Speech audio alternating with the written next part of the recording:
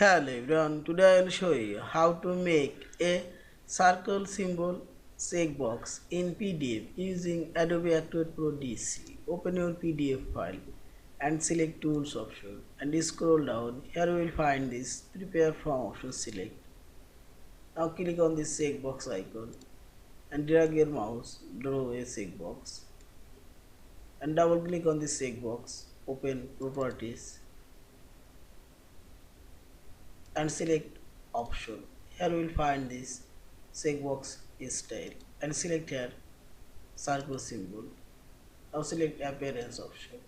Here you can change checkbox border color, checkbox check symbol color you can change this color. And general option you can change name from field and make this checkbox red only required. Now select close and preview and click on the checkbox and see this. Circle checkbox already added. Now select close and select file option, save or save as a PDF file. Thank you for watching. Please subscribe, like, share and comment.